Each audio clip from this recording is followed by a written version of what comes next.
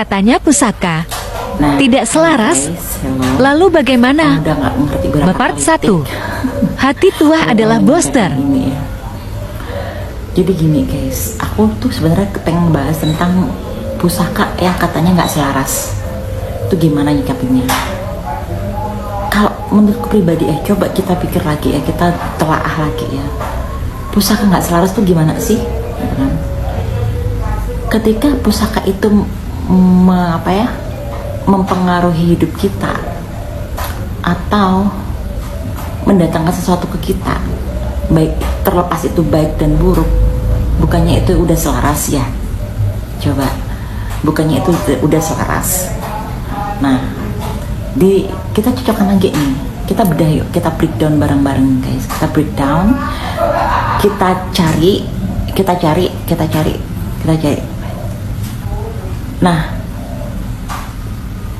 lagi aku mau tanya, ketidakcocokannya tuh seperti apa dulu?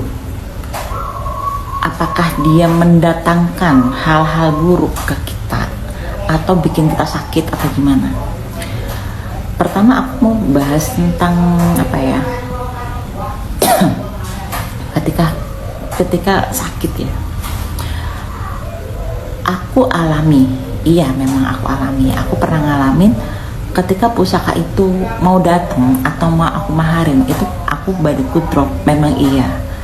Nah, itu bagi aku itu salah satu bonding energi yang ada di pusaka itu dengan aku gitu guys. Jadi misal ini setiap orang responnya berbeda-beda ya. Kalau aku biasanya di kepala aku sakit banget. Nah, itu tuh berarti ada energiku yang match ya, yang menyambungkan antara diriku dengan energi yang ada di pusaka itu gitu.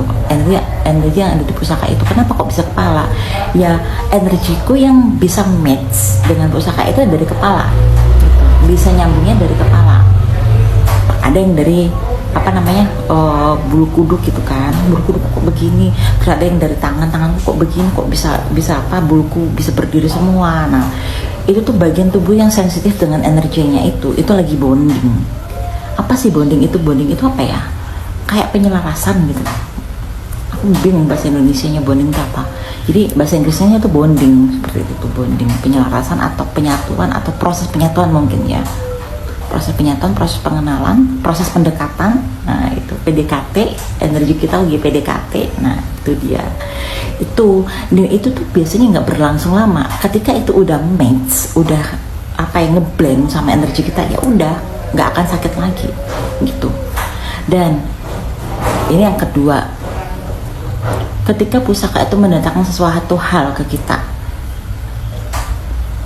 Sebelum aku bahas lebih jauh ya,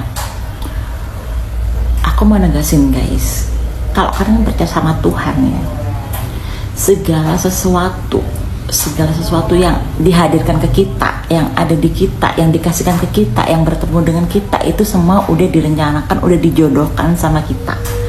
Pernah dengar kan kalau benda pusaka itu mencari tuannya? Pernah dengar kan kalau misalnya barang tersebut berjodoh? Nah, berjodoh, kalau kita udah ditemukan sama pusaka itu berarti jodoh kita. Jadi bagi aku nggak ada yang nggak selaras. Ini bagi aku yang nggak ada yang nggak selaras, nggak ada. Karena apa yang kita dapat berarti yang selaras dengan kita. Kita nggak akan dipertemukan dengan orang-orang dengan apapun yang nggak sefrekuensi dengan kita. Ya, kita nggak akan dijodohkan dengan apapun bendanya, apapun orangnya yang nggak sefrekuensi dengan kita. Itu akan terlepas sendiri. Nah, termasuk pusaka. Ketika pusaka itu datang ke kita atau kita pengen memahari pusaka, tiba-tiba udah termahar, berarti itu memang jodoh kita saat itu gitu. Saat itu jodoh kita. Kemudian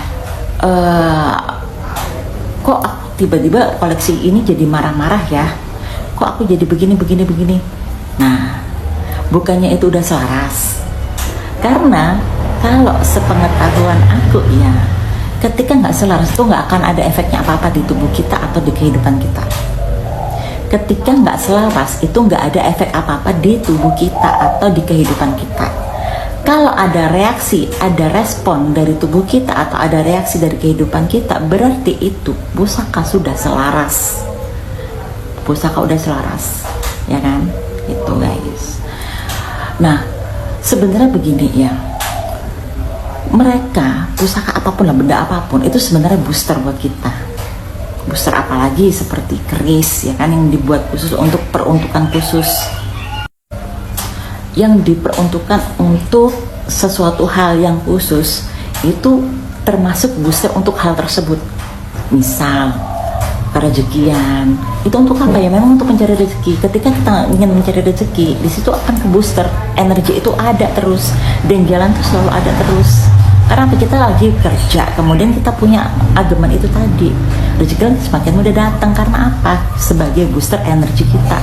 Jadi kita nih yang punya badan, kemudian di booster kayak kita minum vitamin. Nah gitu, kayak kita minum vitamin. Ketika kita lagi sakit, kita kasih vitamin, kita lebih cepat sembuh. Bukan menyembuhkan ya, tapi lebih cepat sembuh. Itu namanya membooster. Itu namanya membooster. Makanya biasanya, ini setahu aku ya, biasanya untuk orang yang baru koleksi itu harus punya 4 pilar keris ya, yaitu apa? Brojol, dapur brojol, dapur tilam upik, tilam sari, dan jalak sangu tumpeng. Ini untuk apa? Untuk pondasi badan kita. Ketika kita mau mengkoleksi banyak pusaka, harus ada 4 pilar itu. Itu yang disarankan. Karena apa? Karena filosofinya itu memang bagus. Untuk apa? Untuk pondasi hidup kita itu memang bagus gitu loh. Nah, ini nih yang apa ya? Yang mungkin buat sebagian orang masih tabu ya, seperti aku juga nih. Kenapa kok orang-orang itu belum, yang pecinta keris lurus ya, cari aman-aman aja, aku nggak mau keris look, karena tahu simbol look ya. Kalau brojol itu kan kita tahu ya, brojol dalam upi 4 pilar tadi itu keris-keris lurus guys, keris-keris lurus. Keris lurus itu tadi untuk prinsip dan dipermudah hidupnya.